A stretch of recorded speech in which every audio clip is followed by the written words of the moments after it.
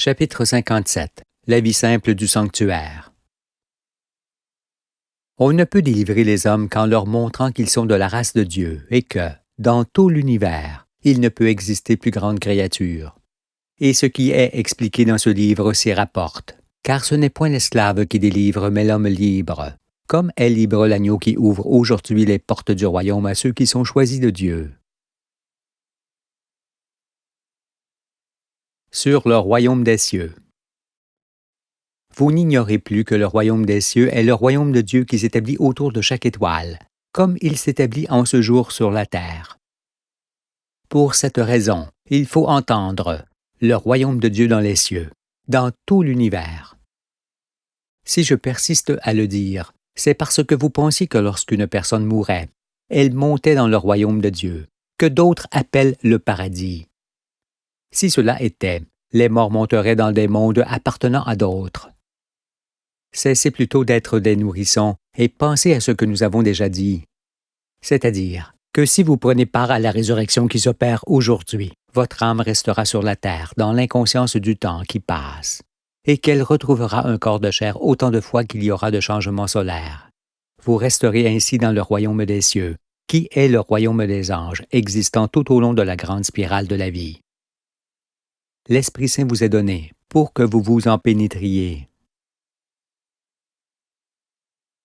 Puisque Dieu vous a fait l'honneur de vous appeler chacun dans le monde des vivants, au milieu des beautés et des perfections qu'il a créées, vous le louerez et lui exprimerez votre gratitude en toutes circonstances. Quand vous contemplerez les étoiles, la lune, la terre et la mer, chacun dira en son cœur pour le servir. Toutes ces merveilles autour de moi sont les ouvrages de tes mains, ô Dieu du ciel, et sont ma vie que tu animes par ton souffle. Je comprends que je suis l'une de tes demeures et le gardien de ton jardin qui doit conserver l'ordre que tu as toi-même établi. Aussi, pour ne pas détruire ta création, Père juste, je te fais le vœu de garder la terre nourricière précieuse comme ma mère. Je ne changerai point sa face, je ne la souillerai point. Je ne toucherai point à ses sites, à ses rivages, à son relief, à ses forêts, à ses eaux, ni à aucun autre élément qui resteront tels que tu les as créés. Je ne modifierai point la nature des êtres, ni leur nombre, car tout est parfait. Je te fais la promesse de m'attribuer que les ouvrages de mes mains, selon ta nouvelle loi, avec laquelle tu fais alliance éternelle avec les hommes. Et, selon ta volonté, j'habiterai le pays de mon peuple seulement. À chaque instant de ma vie, je pratiquerai ta loi pour rester responsable de mes actes et sauver mon âme. Et je me dresserai vigoureusement contre ceux qui enfreindront tes ordonnances et tes règles, jusqu'à y laisser mes forces si c'est nécessaire et ma vie s'il le faut. Je conduirai mes enfants sur tes sentiers, Père juste, et leur enseignerai tes préceptes tant que tu me donneras souffle de vie. Si donc votre désir est de marcher avec Dieu, et de ne plus jamais vous confier en l'homme, ni de détenir aucun pouvoir sur vos frères et sœurs comme la loi le commande, et que vous vous engagez à habiter seulement le pays de votre peuple, sachez que vous êtes pour toujours délivrés des puissances du mal et que le nombre de vos jours sera grand. Vous irez dans le royaume où les bénédictions du Père ne vous seront jamais retirées, et votre maison sera féconde et prospère. Les joies de votre bonheur ne tariront pas, car Dieu aime ceux qui le servent. Il leur donne de la vigueur et ne les récompense point avec mesure. L'Écriture le mentionne. C'est le Dieu d'éternité, l'Éternel, qui crée les extrémités de la terre. Il ne se fatigue point, il ne se lasse point. On ne peut sonder son intelligence. Il donne de la force à celui qui est fatigué, et il augmente la vigueur de celui qui tombe en défaillance. Les adolescents se fatiguent et se lassent, et les jeunes hommes chancellent. Mais ceux qui se confient en l'Éternel renouvellent leur force. Ils prennent le vol comme les aigles. Ils courent et ne se lassent point. Ils marchent et ne se fatiguent point. Consacrez-vous alors au Très-Haut, afin que votre existence s'éclaire d'une lumière nouvelle. Mais s'allier au Dieu d'éternité, en lui faisant le vœu solennel de n'obéir qu'à sa loi, ne signifie nullement la privation de quelque chose de bon et de favorable aux réjouissances de la vie. Cela veut dire, au contraire, s'harmoniser avec la nature pour tirer plaisir de tout ce qu'offre la terre des vivants.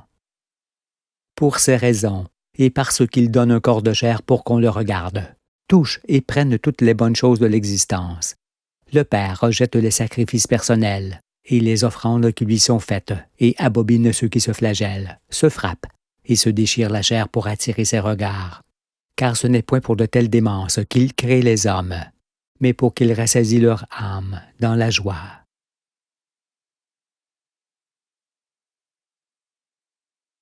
Sur le mariage d'Adam et Ève. Lorsqu'on s'engage à servir le Père, on ne doit pas le faire au détriment de l'union de l'homme et de la femme, qui ont été créés pour s'épouser et vivre ensemble, et non pour demeurer séparés. C'est pourquoi, et comme cela apparaît dans toute l'Écriture, et plus précisément dans le Cantique des Cantiques, ou encore dans les Proverbes de Salomon, Dieu bénit par-dessus tout l'amour qui unit ses fils et ses filles, parce que c'est cet amour divin qui les rapproche de lui. Mais, à cause des religieux qui ont infériorisé et repoussé la femme, certains se demandent si l'acte de chair est un péché. Sur ce plan, je dis ouvertement et clairement que l'attirance physique entre hommes et femmes est due au plaisir et à la satisfaction qu'ils retirent de leur rapport corporel. Sans cela, il est certain qu'il n'y aurait aucune continuation possible du monde, parce qu'il ne ferait absolument rien pour procréer. S'il en était ainsi sur Terre, il en serait de même dans tous les mondes de la roue.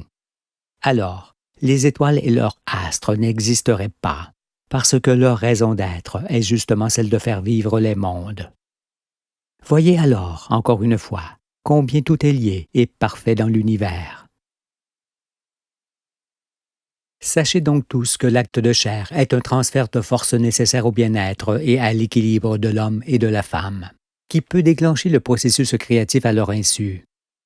On retrouve ici l'émission-réception ou l'apport-dépense, qui sont l'origine et le maintien de tout corps et de tout être de l'univers. Comme la planète dépense la force qu'elle reçoit du Soleil, la femme dépense la force qu'elle reçoit de l'homme. En raison de cela, il ne peut y avoir péché dans l'acte de chair.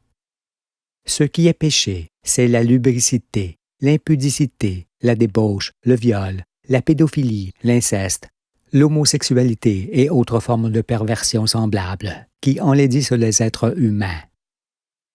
Aussi, que tous ceux qui salissent l'amour d'Adam et Ève par toutes sortes de vices et d'actes malsains soient maudits à jamais. Vous avez appris que les astres et les êtres ont un processus identique de naissance.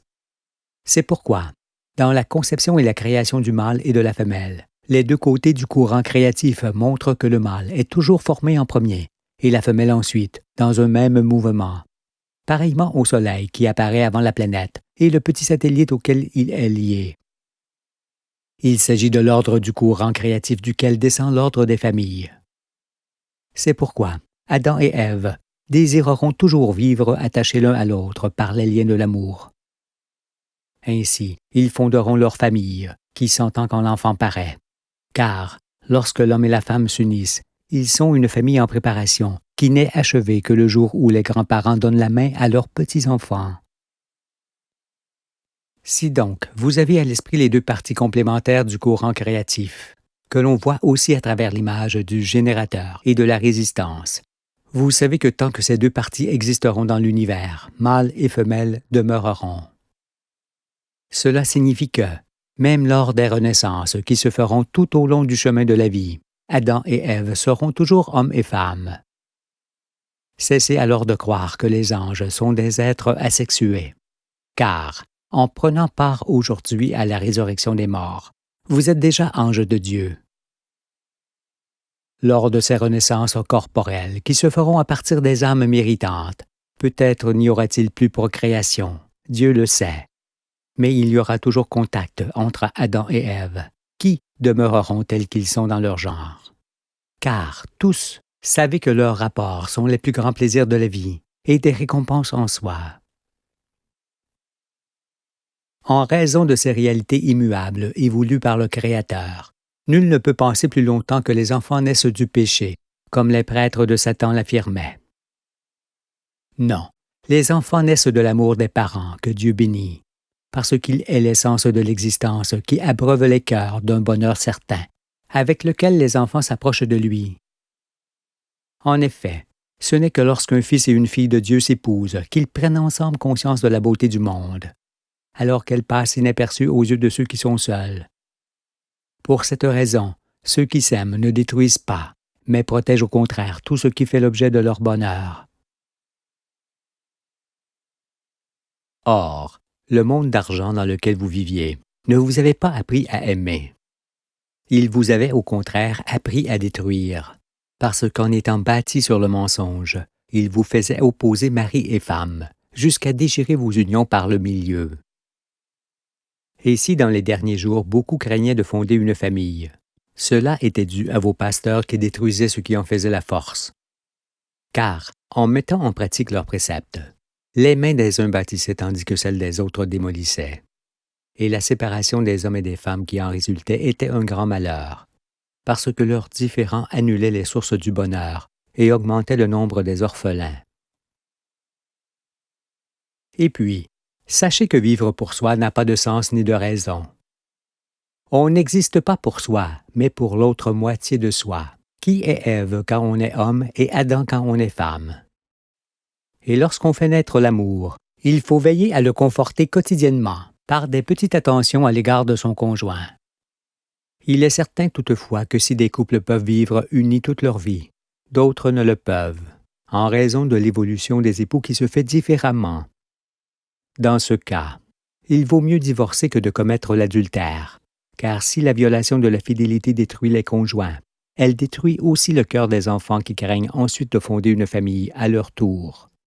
C'est pour tout cela que Dieu réprime fortement l'adultère et qu'il est la répudiation, surtout qu'on ne peut faire souffrir impunément des êtres innocents. Certes, si l'amour entre homme et femme était facile, il ne vaudrait pas d'être vécu. Mais pour que le mariage soit heureux et durable, il est préférable d'épouser la femme de sa jeunesse, parce qu'en évoluant dans le même sens, en étant encore malléable, on s'accorde mieux que si l'on s'épouse en étant plus âgé et immuable. De plus, l'union d'Adam et Ève doit s'effectuer librement pour qu'il y ait fidélité ensuite. C'est pourquoi, dans le royaume, il ne s'agit plus de mariage comme se faisaient les mariages traditionnels dans le monde des ténèbres, mais des attaches non feintes qui lient un homme et une femme en faisant d'eux une seule chair. Seul Dieu rapproche et unit ses enfants. Par conséquent, vous devrez abandonner vos anciennes traditions sur le mariage, car ceux qui mariaient les jeunes gens, en faisant de cet usage une source de profit, ne firent que des simulacres pour leur vendre Dieu, et le droit de vivre avec la personne de leur choix. Ainsi, de votre naissance, qui était pour eux une source de profit, jusqu'à votre mariage et à votre mort, qui en était d'autres, ils ne vous lâchaient point. Ils décidaient de tout à votre place, et s'il était possible, jusqu'au nombre de vos enfants. Vous appartenez à Dieu et non à ceux qui tiraient profit des hommes. C'est d'ailleurs pour ces raisons, et parce qu'il est difficile de fonder une famille dans un tel monde où tout s'y oppose, que Jésus dit qu'à la résurrection les hommes ne prendront point de femmes, ni les femmes de mari. Cela signifie que désormais, il n'y aura plus de mariage tel que ceux que vous pratiquiez, mais uniquement des unions libres faites devant l'Éternel et selon sa loi. Mes enfants, dans le nouveau monde, vous serez dans la liberté originelle, et vous vous marierez dans cette liberté-là. Sachez cependant que l'épreuve des fiançailles est excellente, parce qu'elle permet aux garçons et aux filles de savoir s'ils peuvent s'accorder pour fonder une famille.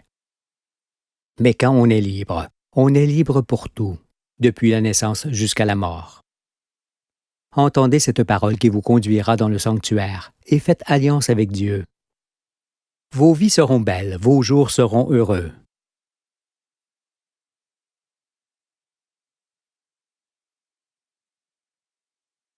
Sur l'éducation des parents.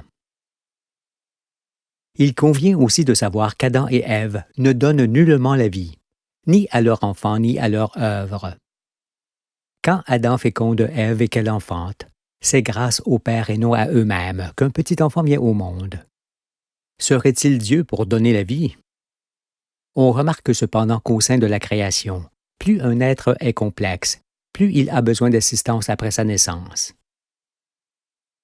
Il lui faut en effet du temps pour développer ses facultés et s'ouvrir sur toutes les choses auxquelles il sera confronté. Par conséquent, l'homme, qui est le plus complexe de tous les êtres que Dieu a créés, a besoin de la plus grande et plus longue assistance qu'un père et une mère puissent donner.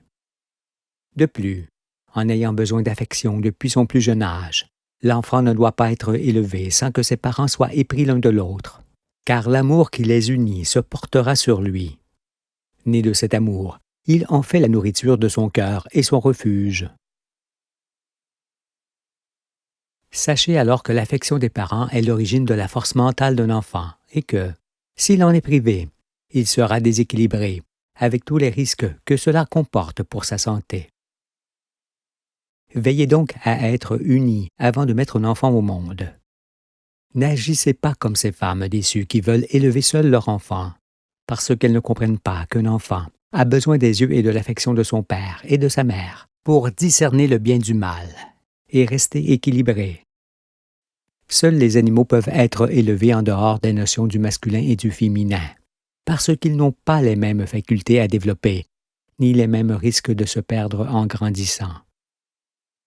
Ne serait-ce que pour ces raisons, Adam et Ève ont besoin d'être circoncis, éduqués, unis et entièrement libres pour montrer l'exemple et transmettre le meilleur d'eux-mêmes à leur progéniture, qui, à leur tour, transmettront à leurs enfants ce qu'ils ont reçu.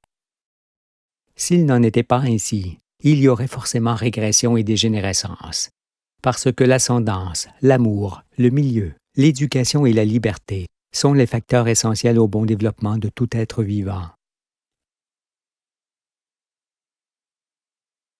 Ce que tu nous expliques nous semble aller de soi et met le royaume à notre portée, me dira-t-on. Mais faut-il avoir des enfants pour mériter la vie éternelle, et doit-on soi-même en établir le nombre? Dieu permet-il ou ne permet-il pas la contraception? Je réponds que la loi fixe les bornes, même dans ces domaines. J'ai expliqué que les rapports des époux n'avaient pas uniquement pour but de procréer. Mais, pour les faciliter, on ne doit pas pour autant décider du nombre d'enfants que l'on doit avoir. Car l'enfant n'est pas un objet que l'on façonne quand on le veut, ni un être que l'on possède à sa convenance, pour décider soi-même d'avoir tant d'enfants ou de ne pas en avoir.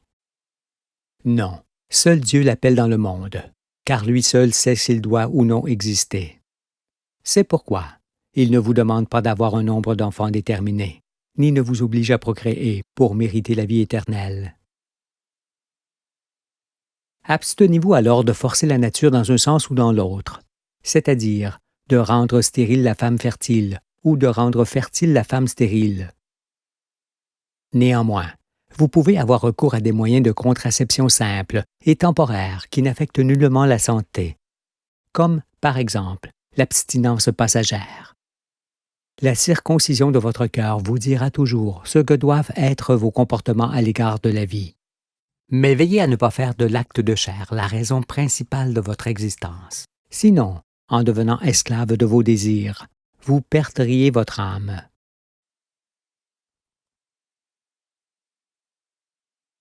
Sur l'éducation des enfants. En sachant que la formation des astres et celle des êtres sont semblables, on ne peut plus ignorer que le masculin et le féminin découlent du même principe d'existence. Ce qui permet de voir que l'homme est apport et la femme dépense, ou que l'homme est esprit qui féconde et que la femme est vie qui donne naissance. En la matière, on peut également comparer l'homme à la graine et la femme au jardin. Or, comme on sait qu'une bonne graine et un bon jardin donneront ensemble naissance à une bonne plante, on sait qu'il en sera forcément de même pour l'enfantement. Ainsi que la plante est le reflet de la graine et du jardin, l'enfant est le reflet de ses parents, et par là même de l'éducation qu'ils ont reçue. Pourquoi dis-je cela? Parce qu'en évoluant toujours en fonction de l'éducation qu'on a reçue dans son enfance, on peut être fort ou faible selon qu'elle fut bonne ou mauvaise. Il est pour cela manifeste que l'éducation rentre dans la composition des supports de l'hérédité, comme le milieu ou la liberté dans lesquels on vit, l'éducation n'est pas directement héréditaire. Cependant, elle se trouve être l'origine des bonnes ou mauvaises prédispositions d'un individu. Et c'est pour mettre en évidence cette responsabilité de chacun que Dieu dit dans l'Écriture qu'il fera porter l'iniquité des pères sur les enfants. L'éducation que l'on reçoit dès son enfance et qui se conforte tout au long de l'existence par les expériences vécues est donc fondamentale. Il convient alors d'éduquer l'enfant dans l'Esprit de Dieu et de le conduire sur ses sentiers. D'autant qu'enseigner l'enfant de la sorte, c'est aussi sauvegarder le monde entier. Par conséquent, son éducation doit être d'abord orientée vers la circoncision du cœur, avant de l'être sur les moyens d'atteindre un objectif. Car vivre, c'est d'abord comprendre et aimer les œuvres de l'Éternel. Or, on ne peut les comprendre et les aimer sans avoir un cœur dûment circoncis. L'humanité ne peut donc être achevée qu'au soir du monde, qu'au jour où elle atteint la connaissance et comprend l'importance de la circoncision du cœur.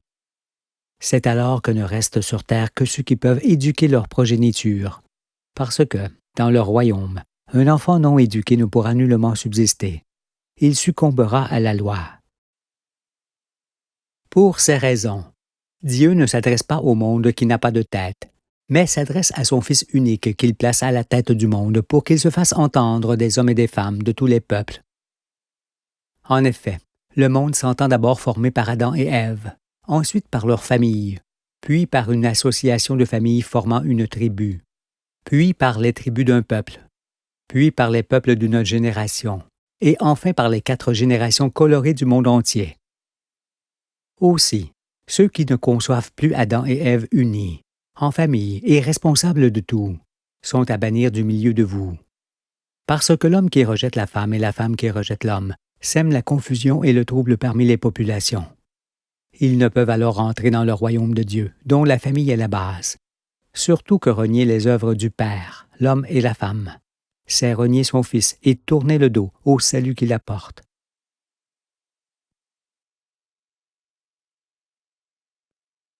Sur la saine conception de l'existence. Par ailleurs, et pour être d'une constitution robuste, les nouveau-nés doivent être élevés au lait maternel et non avec du lait d'animaux, car ils ne sont pas des animaux. Ils seront ainsi protégés de certaines maladies, et leur mère de même. De plus, pour qu'un très grand nombre d'autres maladies disparaissent du milieu de vous, convenez tous qu'en éliminant de votre quotidien le sucre, l'alcool, le tabac et autres plantes toxiques, ainsi que le porc domestique avec les produits que l'on en tire, vous éliminerez la plus grande partie de celles qui vous frappent. Avec vos médecins, énumérez les dérèglements, les maladies et les morts ayant ces produits pour origine. Et vous serez stupéfait par leur nombre et le désastre que cela occasionne dans les peuples. Aussi, pour en perdre le goût et ne plus être tenté d'en consommer, je vous conseille fortement de ne plus jamais extraire le sucre et l'alcool des végétaux, et de ne plus cultiver les plantes que l'on fume et celles desquelles on extrait des produits toxiques. Parce que la meilleure façon de soigner, c'est d'abord d'empêcher la venue de ce qui provoque des maladies. C'est pourquoi vous vous abstiendrez aussi d'élever des porcs, car leur chair est probablement la plus malsaine que l'on puisse trouver. Comme on ne peut se nourrir de toutes sortes de végétaux, on ne peut se nourrir de toutes sortes d'animaux. C'est pour cela que Moïse énumère dans le Deutéronome les animaux que l'on peut manger ou qu'on ne doit pas manger. Et puis sachez que moins on mange de graisse et de chair animale, plus on augmente le nombre de ses jours. D'autre part, on ne doit se nourrir que des bêtes que l'on tue soi-même. Sinon, on ne peut avoir du respect pour leur vie, pour leur nombre et pour leur race. Et vous vous garderez bien de tuer celles qui vous assistent quotidiennement, ainsi que l'ensemble des animaux familiers, car c'est aussi une question de cœur et de dignité. Comprenez-vous par ailleurs que les bêtes qu'on élève dégénèrent au fil des ans. Privées de leur liberté, de la nature, de leur nourriture originelle et de leurs prédateurs qui les maintiennent en bonne santé, elles ne peuvent que régresser. À cause de cela, les bêtes d'élevage, qui paraissent belles en raison des sélections continuelles que les hommes ont opérées sur elles, pour qu'elles soient toujours d'un meilleur rapport, sont en vérité des bêtes qui ont depuis longtemps perdu leur qualité, notamment nutritive. C'est pourquoi Dieu vous commande aujourd'hui de faire retourner à l'état sauvage tous les animaux que vous éleviez. Qu'il s'agisse de menus ou de gros bétail, ou de bêtes de basse-cour, tous doivent réintégrer la campagne, les pâturages, les landes, les forêts et les lieux humides pour retrouver leur liberté et leur état naturel. C'est alors que vous pourrez les chasser pour vous nourrir, en veillant encore une fois à ne manger que ceux que vous aurez vous-même abattus. Étant seulement au commencement du chemin de la vie, on ne peut continuer d'élever des espèces qui ont déjà perdu les qualités de leur race à cause de l'exploitation abusive qui en a été faite. C'est donc l'ensemble de ce dont on se nourrit qui doit retourner à l'état sauvage pour servir de réserve éternelle. Les bêtes, assurément, mais aussi l'ensemble des céréales, des légumes, des tubercules, des plantes potagères, des fruits et autres espèces de végétaux. Après quoi, on pourra prélever des spécimens pour les élever et les cultiver, avant d'en changer à nouveau. On ne peut effectivement sélectionner à l'infini des spécimens de chaque espèce en fonction des critères que l'on établit soi-même, parce qu'il n'y a pas mieux pour dénaturer ce dont on se nourrit. Les gènes sont les reflets de l'état du monde.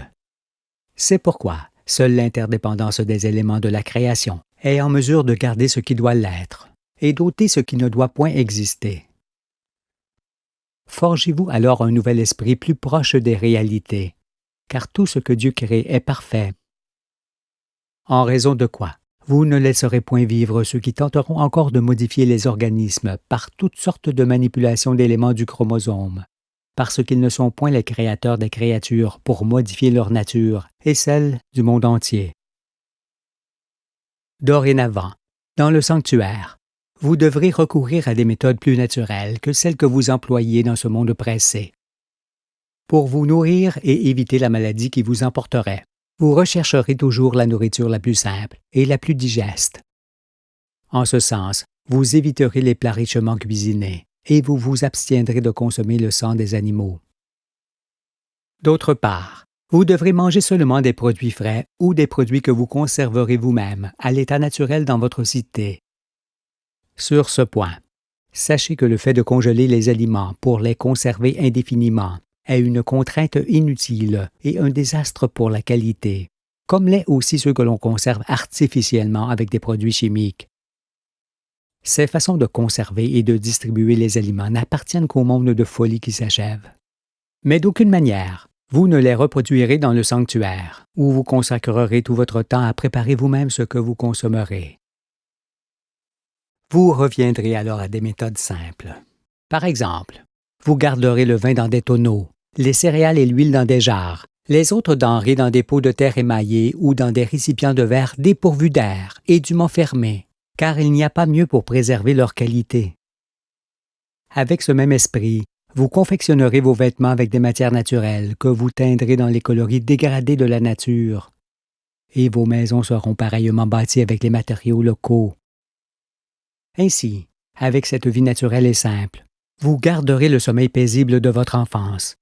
Vous serez alors en bonne santé et heureux d'évoluer sur la terre avec laquelle vous vous confondrez.